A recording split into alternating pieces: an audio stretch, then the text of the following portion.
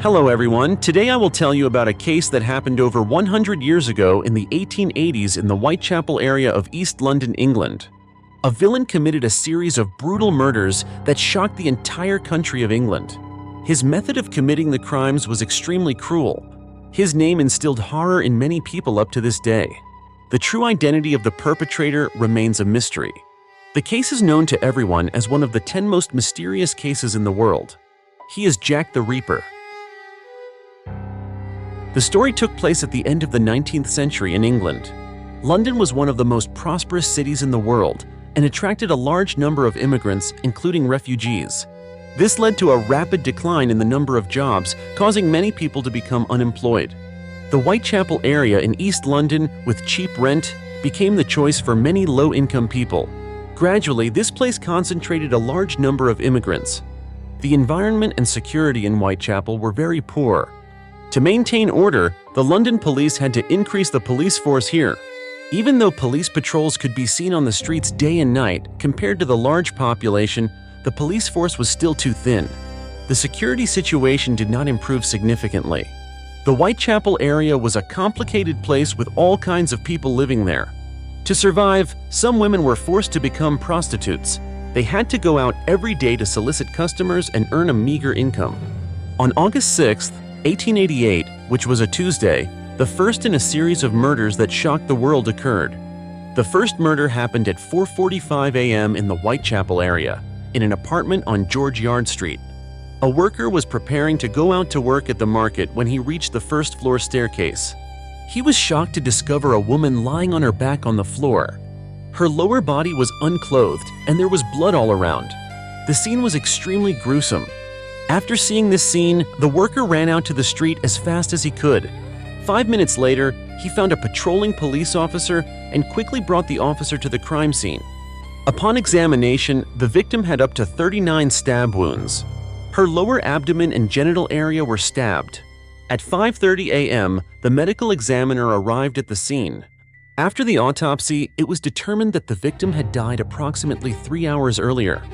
The place where the victim's body was found was the first-floor staircase of the apartment. The police took statements from the residents in the apartment. One female resident said that around dawn, she heard someone calling for help. However, since the Whitechapel area often had domestic violence incidents and screams at night were not uncommon, she did not pay attention. 2 other people living in the apartment said they returned home at 2 a.m., and at that time, there was no one on the staircase. Another person said he returned home at 3:30 a.m., and at that time, there was someone lying on the floor, but due to the darkness, he could not see clearly. He thought it was a drunken vagrant sleeping there, so he did not care. Combining the clues, the police speculated that the victim's time of death was between 2 a.m. and 3:30 a.m. The victim was identified as Martha Tabram, 38 years old, working as a prostitute. Her residence was at 19 George Street, only 300 meters from the crime scene. According to the investigation, the night before, Martha had gone drinking with some fellow prostitutes and 2 soldiers at a bar. At 11:45 p.m., victim Martha and one of the 2 soldiers left the bar. A patrolling police officer said that around 2:30 a.m. that day, while patrolling near the crime scene, he saw a suspicious-looking man wandering on the street. The man looked like a soldier, about over 20 years old, white skin, black hair with a brown mustache. The police officer approached to question him. The soldier said he was waiting for an acquaintance and would leave in half an hour. After the case occurred, this soldier was suspected of being involved. 2 days later, at the local military barracks, all soldiers who were on leave on the day of the incident were required to gather for the patrolling police officer to identify. After identification, the police officer said that 2 soldiers closely resembled the one he had seen that night. However, both soldiers provided reliable alibis, so they were eliminated from suspicion. In addition, after a period of investigation with no results, 25 days after the first case occurred, the second case happened. At 3:40 a.m. on Friday, August 31, 1888, a horse cart driver was driving his cart on a street in the East End when he passed a stable area on Bucks Row in the Whitechapel area. He was suddenly called back by a man. The man's name was Charles Cross, with a panicked expression, telling the horse cart driver that there was a person lying at the entrance to the stable who seemed to be dead. At this time, the sky was not yet light, and there were no streetlights, so it was very dark around.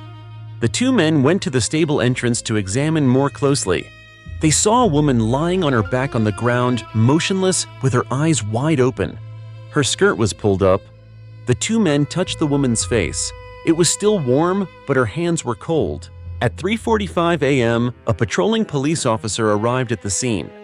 When the flashlight shone on the woman, they discovered many purple bruises on her face, several broken teeth, 2 stab wounds on her neck, her abdomen slashed open, and her intestines spilling out. The scene was extremely gruesome. At 4 a.m., the medical examiner arrived at the scene and conducted an examination, estimating the victim's time of death at around 3:30 a.m., which was only about 7 minutes before Charles and the horse cart driver discovered the body. The murder weapon was estimated to be a knife 15 to 20 centimeters long, possibly a folding knife or a bayonet. It could also be a surgical knife. The way the victim's abdomen was slashed was not like that of an ordinary person. It was speculated that the perpetrator might have some knowledge of anatomy. The victim was identified as Mary Ann Nichols, 43 years old, also working as a prostitute. Her residence was a lodging house on Thrall Street. According to the investigation, at 1:20 a.m. on the day of the incident, Mary returned to the lodging house. The lodging house owner demanded rent, but since Mary did not have enough money, she left the lodging house.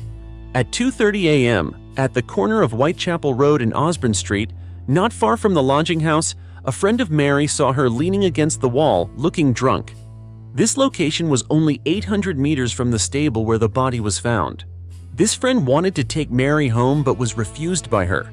After that, Mary went alone toward the stable. A patrolling police officer had passed the stable at 3:15 a.m. but did not notice anything unusual. 25 minutes later, the two men discovered Mary's body at the stable entrance. There were no other witnesses in this case, and no one heard any strange noises. The police once suspected that the perpetrator was Charles, the first person to discover the body. They thought that after killing Mary, Charles accidentally saw a horse cart driver passing by and then pretended to be the discoverer of the body. However, in the end, Charles was eliminated from suspicion. The identity of the perpetrator who committed the crime remained a mystery. In just 1 month, 2 consecutive murders occurred in the Whitechapel area. People began to link these 2 cases together because both victims were prostitutes, and the perpetrator's method was quite similar. The difference was that the victim in the first case was stabbed multiple times in the abdomen, while the victim in the second case was disemboweled. However, the police believed that these 2 cases were just a random coincidence. There was no evidence to show that they were committed by the same person. But only 8 days later, another murder occurred in the Whitechapel area. At 5:45 a.m. on Saturday, September 8, 1888, a horse cart driver living at 29 Hanbury Street discovered a woman lying on the ground at the back door of an apartment. Her head was facing the apartment door, about 15 centimeters from the steps. The police arrived at the scene and investigated. The victim's abdomen was slashed open, her intestines were pulled out and placed over her right shoulder. There were 2 deep cuts on her neck. Her uterus and part of her bladder had been removed. The murder weapon was determined to be a knife 15 to 20 centimeters long. At the scene, there were also 2 pills, a torn envelope, a piece of coarse cloth, a comb, and a leather ring. The victim was identified as Annie Chapman, 47 years old, working as a prostitute. She had severe lung disease and lived at Crossingham's lodging house, 35 Dorset Street. The police interviewed the residents in the apartment where the body was found. One person said that around 5 a.m., he went out to check the lock on the back cellar door because recently someone had broken into his cellar to steal things. After checking, he sat on the steps in the backyard to cut a piece of leather. At that time, besides him, there was no one else in the backyard. Another person said that around 5:15 a.m., when he went to the backyard to use the toilet, he heard a woman scream. Another female resident said that around 5:30 a.m., she saw the victim Annie talking to a man on the street. She did not see the man's face clearly, but from behind he was about 40 years old, a bit taller than Annie, with black hair, wearing a dark coat and a felt hat. As she passed by the two, the woman heard the man ask Annie, "Will you?" "D." Annie replied, "Yes." Combining the clues, the police speculated that the victim's time of death was between 5:30 and 5:45 a.m. At the scene, the police found a torn envelope with a London postmark dated August 28, 1888. Based on the clue from this envelope, the police found a man named Edward Stanley. He was Annie's lover, who often stayed overnight with her on Saturday nights and Sundays. However, Edward provided an alibi. The Whitechapel area was complicated and chaotic. No one saw the perpetrator's face clearly in these cases, which caused great difficulties for the police investigation.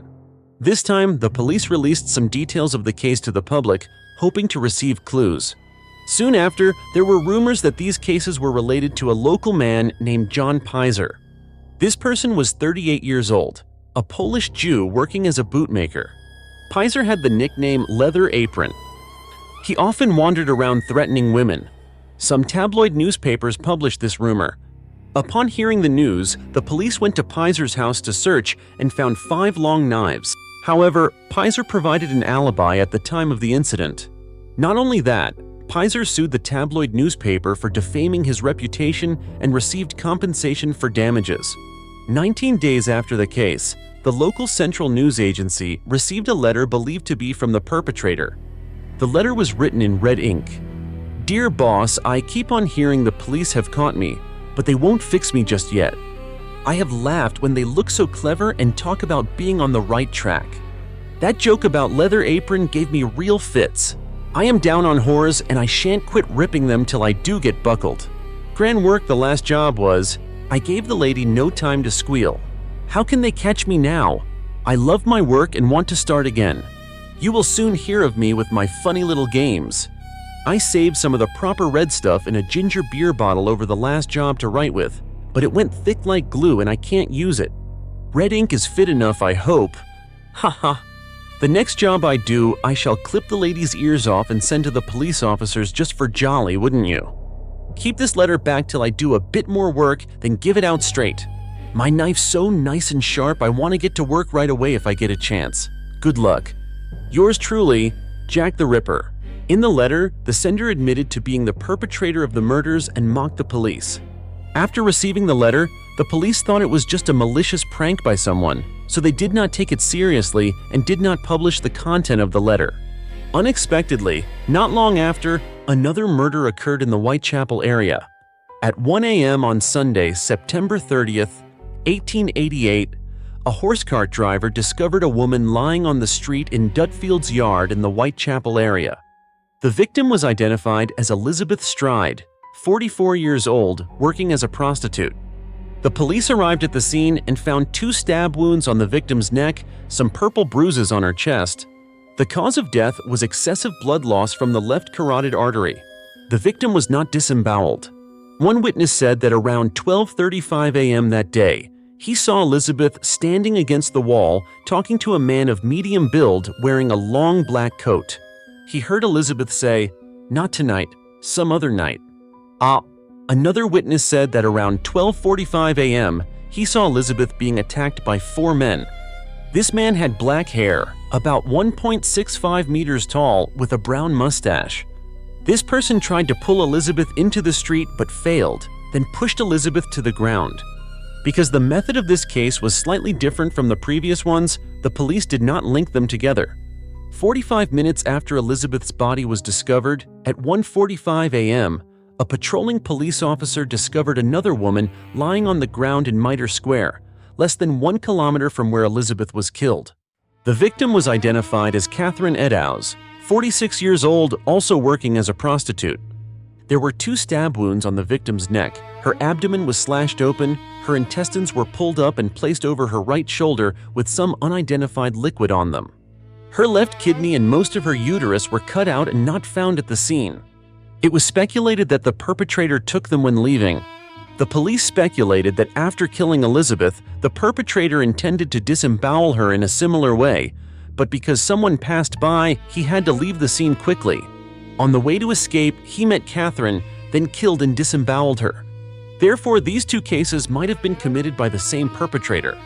The police officer who discovered Catherine's body said that around 1:30 a.m., when patrolling through this area, he did not see anyone.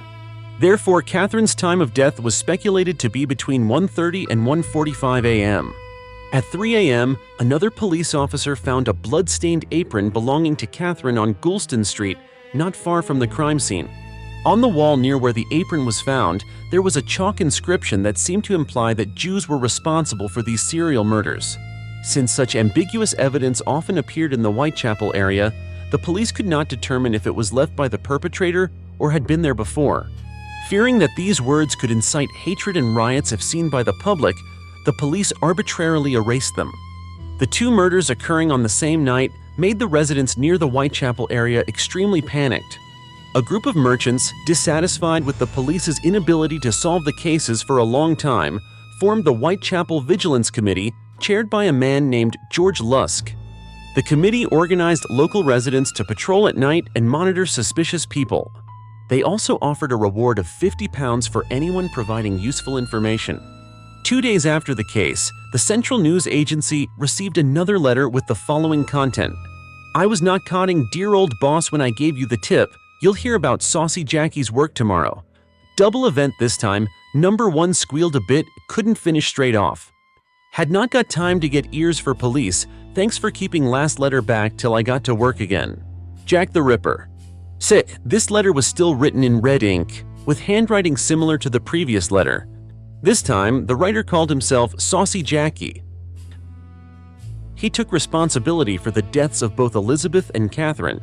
However, the police investigated and found that this letter was sent 24 hours after the two murders occurred. What was described in the letter was publicly available information that had been published in the newspapers. Therefore, the police believed that these two letters were malicious pranks by the same journalist.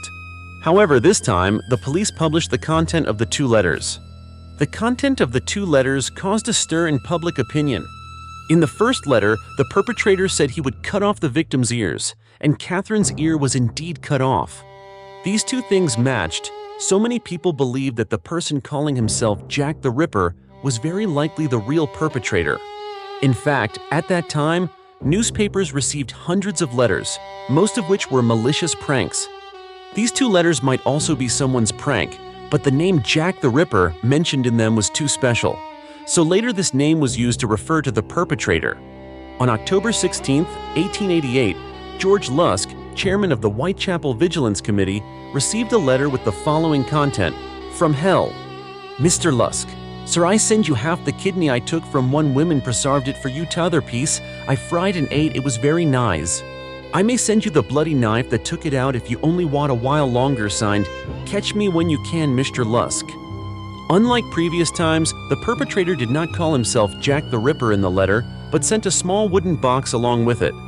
When Lusk opened the wooden box, inside was indeed half a kidney. This time, the police finally took the matter seriously. They discovered that the handwriting in the third letter was clearly different from the previous two. In addition, the third letter had many spelling and grammatical errors, clearly written by someone else. The police sent the half kidney in the box to the Royal London Hospital for examination. The doctor said that this kidney was a human left kidney that had been preserved in strong alcohol. When Catherine's body was discovered, her left kidney was missing. Therefore, many people believed that this half kidney belonged to Catherine.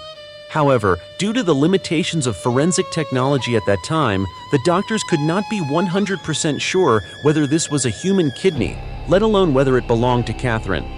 Therefore, there were also opinions that this was an animal kidney, and the letter was just someone's malicious prank. This issue remains controversial to this day.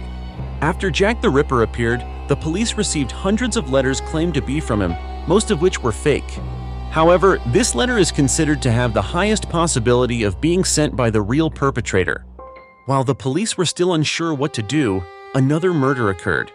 At 10:45 a.m. on Friday, November 9th, 1888, an assistant to a landlord went to Dorset Street in the Whitechapel area to collect rent from Mary Jane Kelly.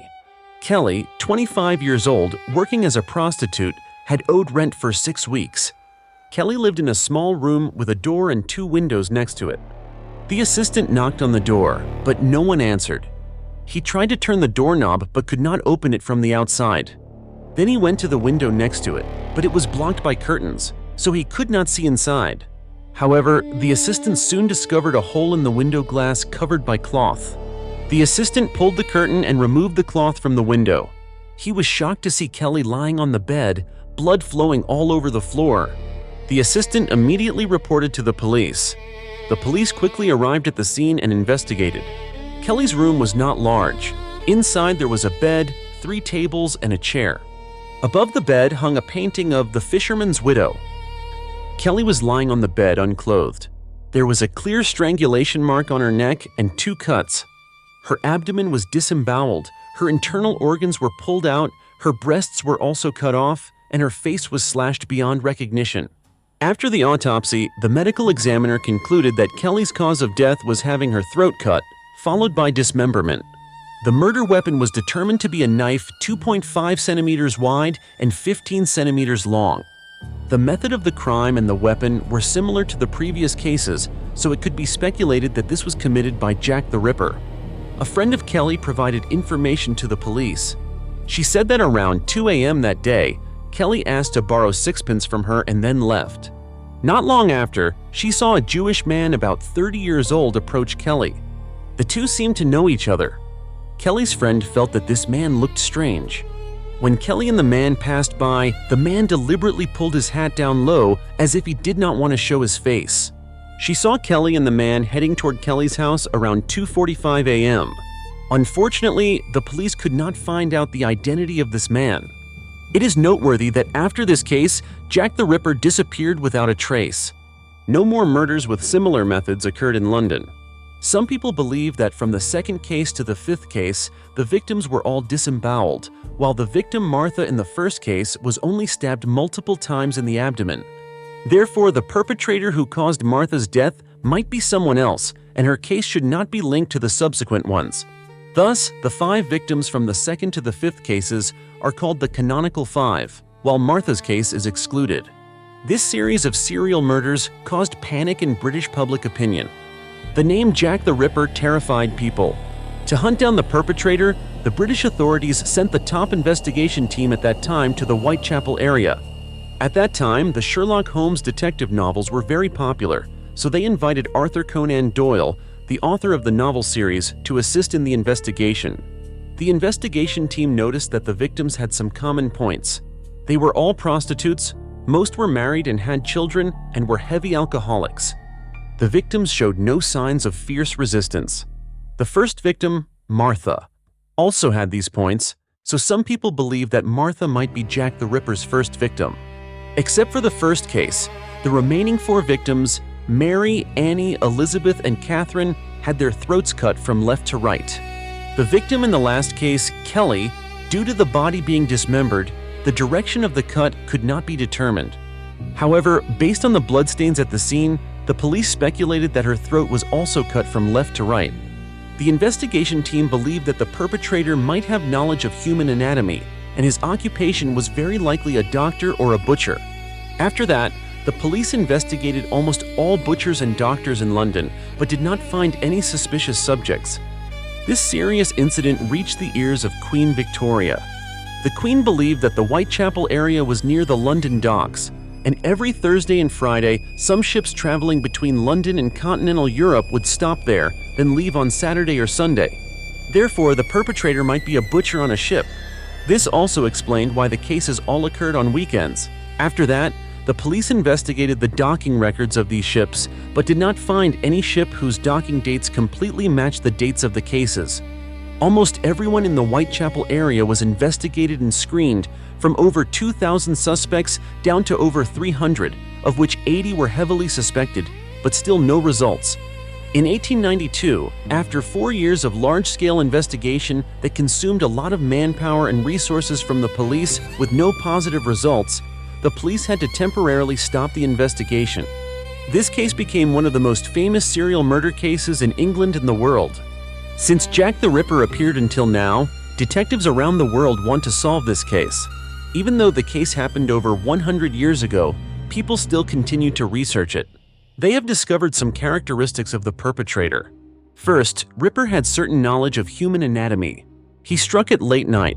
At that time, the streets had no lights, pitch black around, very easy to hide his whereabouts. He came and went without anyone knowing, striking very quickly and cleanly, showing he was very proficient in using knives. Ripper liked to cut the victims' throats from left to right. He might be left-handed or proficient in using knives with both hands. The victims showed no signs of fierce resistance, showing that Ripper had good physical strength and could quickly subdue the victims. Except for the first case, the remaining cases all occurred on weekends, showing that Ripper might have a stable job. He seemed to hate prostitutes very much. All victims were prostitutes. This might be related to his personal experiences. Based on these characteristics, the police have identified some suspects as follows. Suspect Montague John Druitt, 31 years old, occupation lawyer. His father was a famous surgeon. From a young age, he was exposed to and learned a lot of knowledge about anatomy. According to the investigation, Montague had severe mental illness. His mother and grandmother both committed suicide due to mental illness. On December 30th, 1888, Montague jumped into the river and committed suicide. This time was 1 month after the last case in the series occurred. After his death, Jack the Ripper disappeared without a trace. Therefore, there is a hypothesis that Montague was Jack the Ripper. Suspect Francis Tumblety was a doctor born in Ireland who traveled extensively throughout Europe. Francis hated women, especially prostitutes. Francis had bizarre hobbies. At a dinner party, he showed off his collection of women's internal organs to everyone and proudly boasted that his collection came from women of all social classes. During the time of the Jack the Ripper cases, Francis was arrested by the police in the Whitechapel area for sexual harassment. During the bail period, he learned that the police had listed him as a suspect in the serial murders, so he fled to America. The British police once tried to extradite him from America, but failed due to lack of evidence. After that, Francis lived in America until the end of his life. Suspect Severin Klosowski was born in Poland. At 14 years old, he was sent by his family to be an assistant to a surgeon. Later, he participated in some surgical sciences and worked at a hospital as an assistant, having certain knowledge of anatomy. Not long before the Jack the Ripper cases occurred, he came to England and worked as an assistant at a barber shop in the Whitechapel area. In 1891, he left England for America. The reason he was suspected was because later he poisoned and killed 3 of his wives. This serial killing behavior reminded people of Jack the Ripper. He was arrested in 1903 and sentenced to death. Therefore, there are opinions that Severin was Jack the Ripper. Suspect Lizzie Williams. This is a female suspect. Her husband was John Williams, the Royal Doctor of England at that time. In 2017, while sorting through the belongings of the Williams couple, people accidentally discovered a surgical knife 2.5 centimeters wide and 15 centimeters long. This knife completely matched the weapon used by Jack the Ripper. John Williams and Mary Jane Kelly, one of the victims, had a long-term illicit relationship. His wife Lizzie could not have children, so the couple separated. Some people believe that in a fit of extreme jealousy, Lizzie killed these women. This also explains why the victims' uteruses were damaged like that. Suspect Aaron Kosminski was a Jewish immigrant working as a barber in the Whitechapel area. He was once one of the main suspects of the police. There was a witness who said that Aaron was the perpetrator, but this person did not want to provide unfavorable evidence against a Jew, so Aaron was not prosecuted. Aaron had severe mental illness. In 1891, he threatened a woman with a knife and was then sent to a mental hospital. In the hospital, he was always afraid of being poisoned by others, refused to bathe. On September 9, 1919, Aaron died in the mental hospital at the age of 53. In 2007, Russell Edwards, a British businessman, bought Catherine's shawl found on the night of the case at an auction. The laboratory extracted DNA from victim Catherine and DNA from an unidentified man from the shawl. After comparison, the laboratory found that this man's DNA matched the DNA of the descendants of suspect Aaron Kosminski. They believed that Jack the Ripper was Aaron. However, this result was questioned by other experts. They said that the shawl might have been contaminated before being tested in the laboratory because it had been touched by many people in public exhibitions. Therefore, the laboratory's results are not convincing. This DNA identification report has also never been reviewed by other experts, so it is not reliable. The conclusion that Aaron Kosminski was Jack the Ripper still causes much controversy. Due to the technical limitations at that time, the evidence was not well preserved. The investigators also lacked awareness of preserving the crime scene. If that evidence had been preserved intact and modern identification techniques applied, perhaps the case could have been solved. Over 100 years have passed, the identity of Jack the Ripper remains a mystery. Was he Aaron Kosminski, the barber, or someone else? Perhaps only Ripper knows the answer. Today's video ends here, and see you in the next videos.